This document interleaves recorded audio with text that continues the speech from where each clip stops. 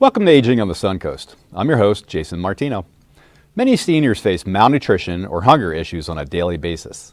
Older adults with limited incomes and homebound seniors make critical decisions on a regular basis when they are faced with purchasing food or covering other expenses such as medications or household necessities. These individuals also face isolation and lack access to food resources such as grocery stores or food pantries due to a lack of transportation. During the pandemic in 2020, and still today, isolation and lack of access to food has been exasperated. The Area Agency on Aging of Pasco and Pinellas partners with organizations that serve seniors within their home and within the community. Without these partners, we could not achieve our mutual vision of promoting independence and better nutrition while we work to eliminate senior hunger.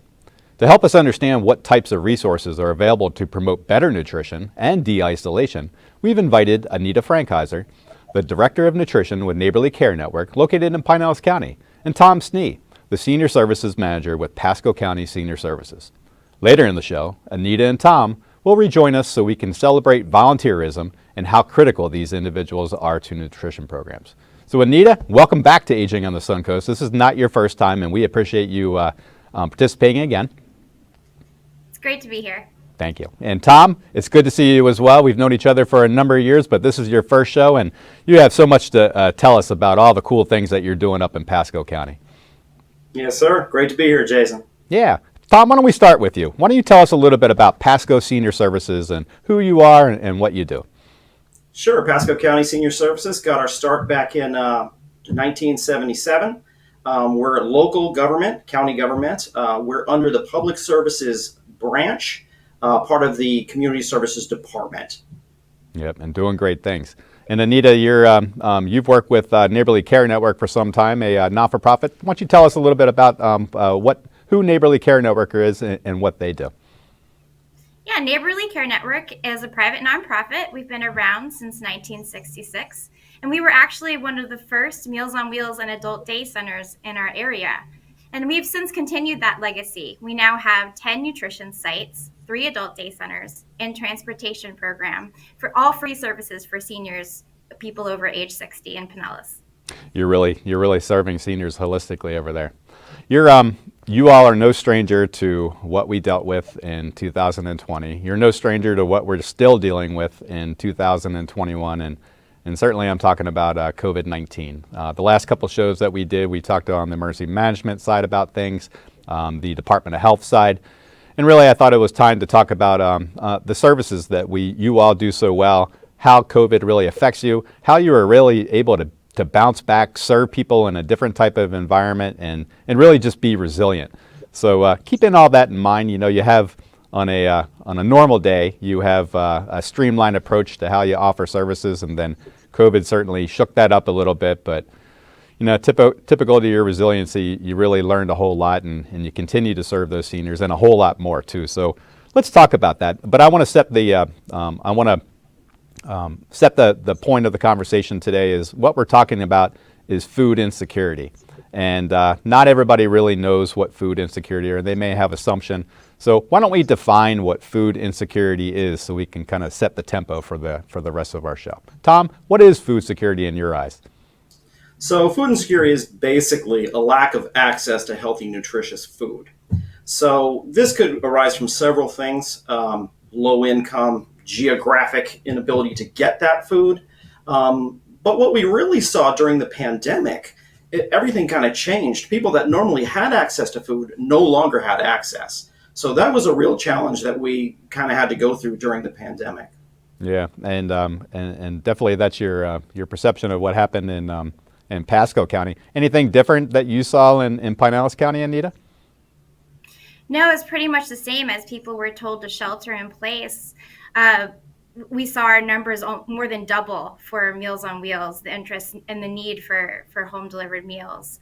Normally, like Tom said, food insecurity is where the closest place for people to buy food may be a convenience store or a fast food restaurant, but it certainly changed a lot last year. Yeah, I think that really supports what Tom was saying, access to food. If you live in an area where you're geographically isolated to a large grocery store, then you go to the corner stores to get some of your food, and they may not always have the healthiest food around. And so we do whatever we can to try to augment that and to supplement that. So in addition to maybe a lack of access for a variety of reasons to food resources, you're serving seniors. And unlike some of our younger folks that reside in Pinellas and Pasco County, there's differences in their nutritional requirements, special considerations. Anita, given your strong background as a registered dietitian, what are some of the considerations that you and seniors have to think about when it comes to nutrition? Certainly. Digestion naturally changes and slows down as we get older. So many people complain of a decreased appetite. And for some people, this can lead to malnutrition because they just really lose that desire to eat. Seniors are also managing a lot of chronic conditions like diabetes or heart disease. And that's why it's really important for us to plan balanced menus that have a variety of fruits, vegetables, lean protein, and whole grains that will meet most dietary requirements. Yeah. And are there differences between men and women and what it takes to have adequate nutrition? Yeah, certainly women generally have lower energy needs and then a man, but they generally need the same overall nutrient needs like protein and overall calorie needs. Good show. Good show. All right, so let's talk about your programs in general. Certainly, they're funded under the Older Americans Act of 1965 and amended up to current. Beautiful piece of legislation purporting the needs of seniors throughout the nation and all the territories on there. Tom, why don't we start with you? You both provide almost identical services when it comes to structure-wise too, but Tom, you have something you call congregate meals. What are congregate meals? So our congregate meal program is basically a chance for seniors to come to a senior center, get a healthy, nutritious meal, usually one meal a day, lunchtime. But they also have the opportunity to socialize with each other, and there's some health and wellness programming that also benefits them. Some of the senior centers have access to evidence-based classes, like Matter of Balance for fall prevention, chair yoga, which is awesome. There's some really good programming that we try to get out to our seniors. Yeah, and they and they actually come to your site, so they're getting out of their home where they might have been isolated Exactly. as well, right? And Yep. if they have a hard time getting to your site, are you able to help them with that? Yeah, so we have a partnership with Pasco County Public Transportation, and they'll do paratransit where they can seniors can qualify for that service and get dropped off right at the site. Well, you guys are really thinking about everything, aren't you? We try. Yes. Anita, anything different on the congregate meals that you provide? I think it's really touching to see the relationships that they forge at the sites. I know this group of ladies in our Palm Harbor site, and getting to know each other through attending the congregate dining program, they learned that they live in the same apartment complex. And now, in addition to having lunch together throughout the week, they also have dinner together. So that's really, really neat to see. I totally agree. That is very touching. Thanks. Tom, if back to you. Now a little different from congregate meals, you also provide home delivered meals. Sometimes we've heard them referred to Meals on Wheels, but in our world we always call them home delivered meals. Can you elaborate a little bit on what home delivered meals is? Yeah, sure. So when a client is homebound, they can't get to a congregate senior center. We have another program that will deliver meals to their homes, which is a fantastic program for them.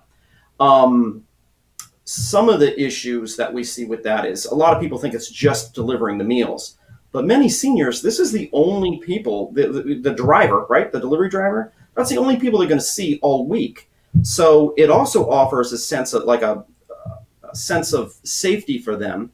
I'll give you an example. Several years ago, we had one of our drivers went to a client's house. This is in February, right before a long weekend. Knocked on the door, no answer. He couldn't hear anything inside, but he noticed the lady's car was in the parking lot. She lived in one of these apartment complexes. He came back later, knocked again, and something just didn't seem right to him.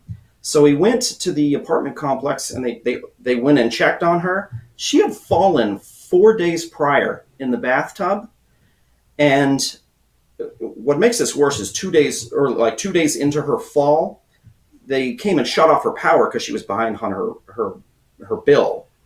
So had the driver not gone in there and intervened, she probably would have passed away over that weekend. And it's in February, so no power. It's freezing in the water which she was laying in. So that peace of mind to have somebody checking on you up on a weekly basis really benefits people. You're absolutely right. That's a horrible story and a beautiful story in the sense of that the person had fallen. It could have been life or death. We know that falls is the biggest lead to hospitalization. And Anita, you probably have several stories about that as well, where some of your drivers or your delivery drivers have noticed very scary situations like that and had to intervene. I wanted to tap into some of your strengths, Anita, and talk about another program that you offer in addition to the congregate meals and the home delivered meals. And I think I'm correct by saying that you provide nutrition counseling, right? Yes, nutrition counseling is a free service offered to all nutrition clients. It's offered by a registered dietitian where we meet one-on-one with the client to identify and address any nutrition-related problems that they may have. And then we help them make goals and a plan to meet their lifestyle, to meet their health goals. So, for example, someone that may have high blood pressure, we can review their diet, maybe look for some of those high salt foods and help them make better choices to help lower their blood pressure and ideally their reliance on medications. And then we can also follow up with any physicians or family members that may have made that referral. Yeah, that's what a great advantage for that client. They're not only getting a congregate meal or a home delivered meal, but they're also getting some professional counseling to help them with better nutrition, because certainly they're either they're homebound, like Tom was saying earlier, or they go to the congregate site. So you just see them a blip in time sometimes, and so they have the rest of the course of their day to hopefully take things well into consideration about better nutrition. Your counseling is definitely going to help with that. So in addition to your counseling, with the multitudes, and I know for a fact that you're serving thousands of individuals around both of your counties, you're also providing nutrition education. What's the difference between education and actually counseling? Yeah, so nutrition education is also planned by a registered dietitian, and we plan monthly topics based on specific needs for seniors, like low fiber intake and bone health. And these topics are distributed via handouts with the monthly menus. And if you go to one of our congregate sites or our senior cafes, you can attend a live class with a registered dietitian where we'll do food demos or taste tests of the produce of the month. So in the past, we've taught people how to choose and cut and prepare mangoes or avocados. And we've done taste tests of frozen yogurt bark. Again, you guys are serving folks holistically. It's not just giving somebody food and saying hello and goodbye. You're doing a wraparound services. Pretty awesome. Tom, can we elaborate a little bit on what it takes? What's eligibility look like to get into your programs? Okay, so for a congregate program, it's going to be 60 plus years of age, and then a spouse of an eligible client, regardless of age. And then if you have let's say the eligible client is a caregiver for a disabled person, regardless of age, they'll also be qualified to come in and get a meal when they come to the senior center. Also volunteers who are volunteering during the meal hours, they can also get a meal. Yeah. That's for congregate. Yeah, for sure. And why not? Why not celebrate volunteers with a meal as well? They're doing some hard work, and we're going to talk about that later. Any differences in eligibility for your programs, Anita, or is it the same as Tom's? It's the same. Yeah, and is it pretty easy to get a hold of you? Tom, how does one get a hold of you? 834-3340, area code 727. That's awesome. And then, go ahead, Tom. And then we do have so we didn't really talk about the home delivered, but it's very similar, the eligibility requirements for that as well. Cool. And Anita, how does one get a hold of you? I think the easiest way is to call our main number, 727-573-9444, or you can also visit our website, www.neighborly.org. Awesome. And we're going to run some graphics that are going to highlight those as well. Please stay with us while we take a short break. As usual, don't forget to have your pen or pencil ready. During the break and at the end of our show, we'll be running contact information for Pasco County Senior Services, Neighborly Care Network, and the Area Agency on Aging Helpline.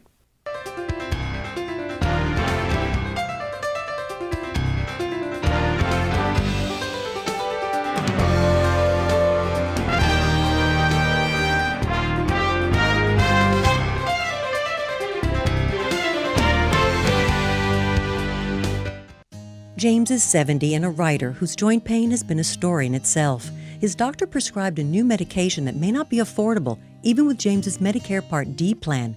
James called Shine. Shine volunteer counselors can guide you to money-saving prescription assistance programs, including a program that helps pay Medicare Part D plan costs for limited-income seniors. Shine costs nothing but could save you time and money. More information is available at 1-800-963-5337. Welcome back to Aging on the Suncoast. During the first half of the show, Anita Frankhauser and Tom Snee helped us understand who their agencies are and how they promote better nutrition for Pasco and Pinellas County seniors. Let's revisit with Anita and Tom so we can speak in depth to volunteerism and how critical this is within the senior nutrition programs. Anita and Tom, welcome back to the second half of the Aging on the Suncoast today, and I appreciate everything that you brought to the table on the first half.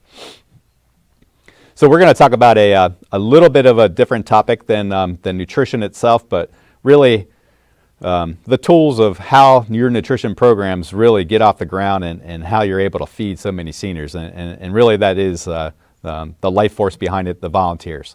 And so Anita, let's start with you. Why do your programs need volunteers? Certainly. Volunteers are our organization. We just could not serve the nearly 2,000 seniors we have every year without them. We don't have the resources for the paid staff that it would require. And the more volunteers we have, the more people we can serve. And volunteers are really essential. They are an extra set of eyes and ears of the community and are staunch advocates for our clients. Like Tom was mentioning in our last segment, they provide that vital wellness check with every meal delivery. And this is what really sets us apart from meals that you could get through the mail. It's very reassuring for clients and family to know that someone is checking in on them regularly. Yep, those are great points, Anita. Tom, any differences in perspective that you see in Pasco? No, this is the same. Volunteers play a huge part of our operation. Massive. And I work with volunteers as well, and I wouldn't be who I am today without them and their experience, and we're going to talk about that some. So Anita, if I was a volunteer and I wanted to volunteer within your nutrition program, what types of things should I be thinking about prior to engaging you to see what that opportunity looks like? Yeah, before volunteering, I think you need to ask yourself, what are you passionate about? What do you enjoy doing? And if you want to volunteer with our nutrition programs, I think you really need to have that interest in working with older adults and with food. And then also consider how much time can you consistently give? Because as you deliver meals and work with our clients, you develop a relationship with them and you end up serving as their lifeline. Yeah, thanks. Anything to add, Tom? No, I mean, it's a lot of times volunteers will bring a special skill set to the table that you might not have had in the past. So sometimes you can alter your program or find a place within your program that you didn't traditionally have for a volunteer before. So it's kind of like maximizing your relationship with that volunteer and making them happy in the same time. Good point, Tom. Let's talk about types of volunteers.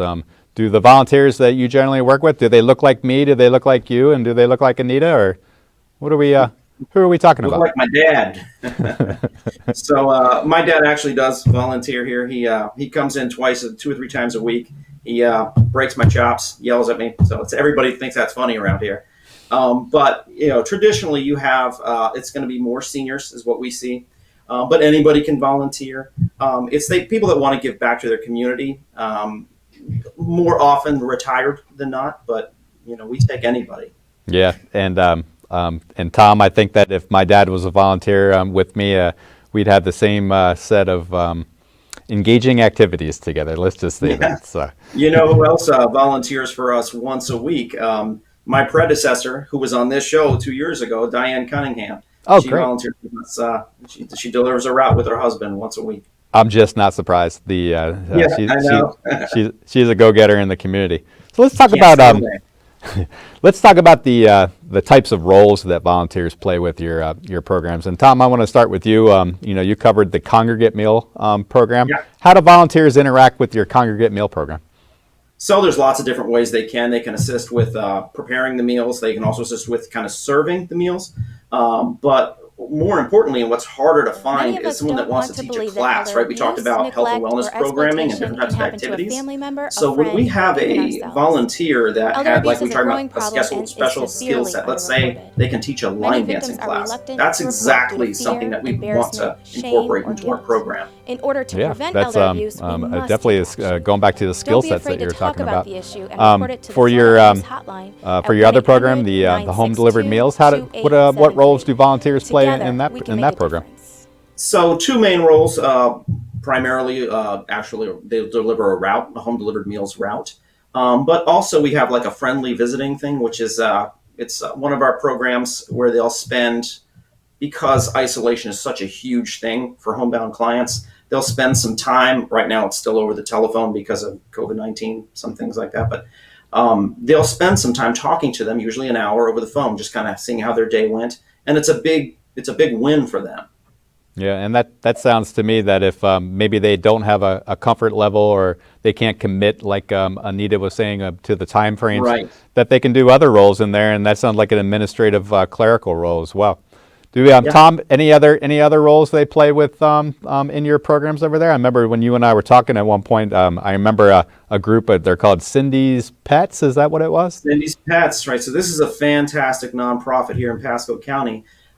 They will it's referral based, but they'll provide pet food to all the clients that are enrolled in our programs. And the reason this came about was because we noticed that seniors, especially low income seniors, will save part of their meal and share it with their pet, so they could feed their pet. So this is something that we've been trying to come up with something for a long time to address. Cindy's Pets was a perfect solution. It was a great idea that they had. Yeah, how sad that they would be in a position where they had to share the food that they needed with their pet. But then, Love their pets. kudos, yes, exactly, and kudos to you though for finding a gap fill to augment what they to what they were missing in that situation. Anita, you're no stranger to volunteers. They're the lifeblood of your organization, like you said, and that. And do volunteers work in any other roles in your organization? Yeah, in addition to the normal Meals on Wheels deliveries, we have an all-volunteer board of directors where we can leverage the experience and expertise of various professions like elder law, banking, business, medicine, and other industries like that. And then we also have, this is a new program for us, we have volunteers taking clients to medical appointments and picking up prescriptions. That's pretty darn wonderful. I love all the innovations that you guys are doing. You guys are machines when it comes to innovating and resiliency. I saw it firsthand with your approach to 2020 and what the pandemic had dealt you, and your ability to not only safely serve seniors within their homes when they couldn't come to your pretty cool sites or cafes to get food, and then the numbers of people that you saw and served during that time frame. It's just phenomenal, and we owe you a great deal of gratitude of keeping everybody safe, healthy, and definitely fed. Back volunteers, impact. If I wanted to volunteer, certainly I would hope that good things come from that. What's the impact on your clientele from the volunteers that come in and serve? Anita, what's your thoughts? So volunteers are a huge cost savings for our organization. In 2020, we had about 950 volunteers, and that amounted to over $1 million in savings for us. That's awesome. Tom, anything different for you? Yeah, actually significantly different than that. We traditionally do about 350,000 when we count our volunteer hours at $12.50 an hour. But we saw that drastically decrease last year. We were down around $70,000 worth of in-kind volunteer labor. So a lot of volunteers, well, a lot of them worked would come in and volunteer in the senior centers. whereas we closed all those to the public starting on March 16th of 2020. We didn't just reopen them very recently. So whereas Anita, she's got like 12 million volunteers. It's awesome that they have so many. I think theirs is much stronger on the home delivery side. We don't have as many home delivery drivers. We have county drivers that handle a lot of that. Yeah, and that's not a bad thing that there's differences in how you do it. You have different demographics in Pasco and in Pinellas, and Sure. different ways to do things, but you're still solving problems and helping people, and that's really what matters. You know, volunteers, when they put forth their energy and their time, I have to imagine that they're getting something out of that as well. Mutual reciprocity, really. They're giving to others, giving to your organization, but they take something. Anita, what do they get out of it? What do you see that they get from volunteering? I think volunteers come to us because they want to help, but they end up staying because it's such a rewarding experience. As I mentioned earlier, a lot of volunteers are newly retired, and they want to stay engaged and connected to their community, and volunteering gives them a sense of purpose every day. Volunteers who serve regularly have lower rates of depression and are happier and live healthier, longer lives. Yeah, what a win-win. You know, you can't beat that. Tom, anything different on your end? No, she hit the nail right on the head. You know, sense of purpose. That's a huge part of it. Yeah. So let's talk about needs. You know, Tom, you jokingly submitted that Anita had to manage 12 million volunteers, which I know is true. But certainly they have ongoing needs for volunteers. Tom, why don't you start? What are your needs today to continue the volunteer approach? Our biggest need is for more programming. If you have a special skill set and are willing to volunteer your time to teach a class on anything that seniors might be interested in, we'd be happy to have it. We do use volunteer drivers. We just don't use them. We don't have as many. So that is something we would like more of. But, you know, we also do have county drivers. Awesome. Yeah, a lot of talents out there, and they can bring a whole bunch of expertise to the table. Anita, what are your needs? What does that look like? Pretty similar. We're always looking for people who can do something at our senior cafes, and there's always room for people who want to drive, deliver meals, take clients to appointments, make phone calls. Really, we can't have too many volunteers. Yeah, and so again, you know, we'll pump it up if you have a want or a desire to volunteer. All of our contact information is going to be run at the middle of the show and at the end of the show, and these two fine people here will gladly take your call. Tom, I wanted to thank you for coming on the Aging on the Suncoast today. Anita, I wanted to thank you for coming back and talking to us about the cool programs you did, and we'll talk real soon. We hope this month's broadcast was informative. We wouldn't have these resources without great organizations like Neighborly Care Network and Pasco County Senior Services. We also can't thank volunteers enough for everything they do each and every day. We'll see you next month, and until then, please make every use of the food resources we showcase today. And again, if you are looking for a volunteer opportunity, these organizations will gladly take your call.